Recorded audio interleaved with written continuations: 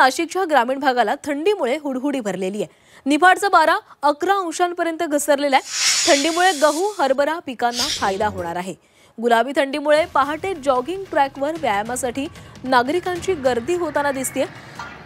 नाशिकचं महाबळेश्वर म्हणून ओळख असलेल्या निफाडमध्ये राज्यातील सर्वाधिक कमी म्हणजेच 11 अंश सेल्सिअस इतक्या कमी तापमानाची नोंद झालेली आहे। या थंडीमुळे रब्बी पिकांना फायदा होणार असून द्राक्ष बागांना मात्र फटका बसणार आहे। दरम्यान याबाबत आढावा घेतलाय आमचे प्रतिनिधी सुदर्शन खिल्लारे यांनी। राज्यामध्ये अखेर थंडीचं आगमन झालेलं आहे। आधीच जो मोसमी पाऊस सुरू होता त्यानंतर पुन्हा बेमोसमी पाऊस सुरू झाला, त्यामुळे थंडी परतायला कुठेतरी थोडीशी उशीर झाला। मात्र देर आहे दुरुस्त आहे। गुलाबी थंडीची चाहूल लागल्यामुळे नागरिक सुकावले आहेत। दुसरीकडे बळीराजा देखील सुकावलाय, कारण की रब्बीच्या पिकांना थंडीचा फायदा होणार आहे।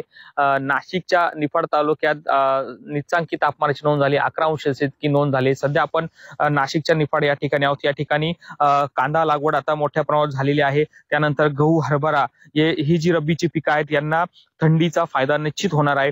मात्र दुसरीकडे थंडीचा जर विचार केला, गुलाबी थंडी, अचानक वातावरणात बदल यामुळे नागरिकांना कुठेतरी आरोग्याच्या समस्या या निर्माण होऊ शकतात। त्यामुळं थंडीमध्ये सकाळचे व्यायाम असतील हे करण्याचा सल्ला डॉक्टरांनी दिलेला आहे। दुसरीकडे या थंडीचा शेतकऱ्यांनाही फायदा होणार आहे। Sudarshan Khillare, Zee media, Yeola, Nashik.